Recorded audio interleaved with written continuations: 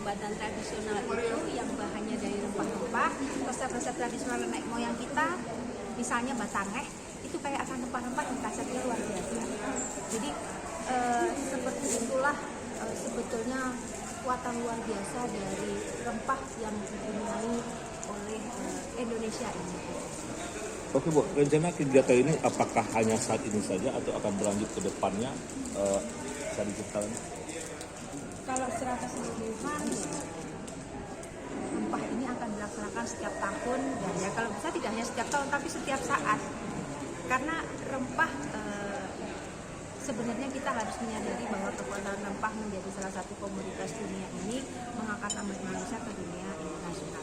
Dan kita kembali lagi ke resep-resep nenek moyang waktu menggunakan rempah karena khasiatnya sangat luar biasa bagi kehidupan kita, baik secara ekonomi, secara budaya maupun secara sosial. Itu mempunyai fungsi yang sangat luar biasa rempah itu di mata masyarakat kita.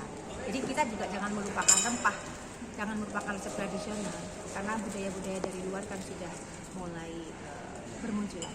Jadi kami pengennya anak-anak milenial sekarang mengenal dekat dengan resep-resep tradisional apa yang sudah dilakukan oleh nenek moyang kita, dan juga belajar tentang sejarah-sejarahnya sehingga kecintaan mereka terhadap warisan budaya nenek moyangnya itu semakin luar biasa.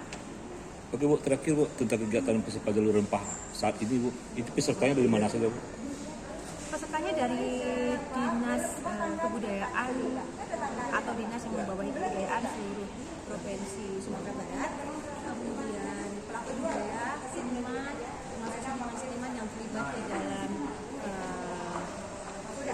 produksi kami, kemudian dengan komunitas-komunitas termasuk komunitas film, komunitas teater, komunitas drama, semuanya kita libatkan dalam rangka promosi jalur rempah. Jadi jalur rempah ini tidak hanya menjadi sebuah catatan sejarah saja, tetapi bagaimana kita membangkitkan semangat rempah itu dalam segala lini budaya yang kita punyai.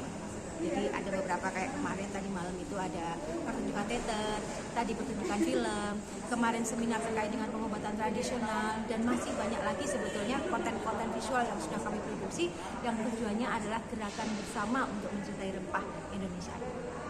Oke, terima kasih Bu. Mantap.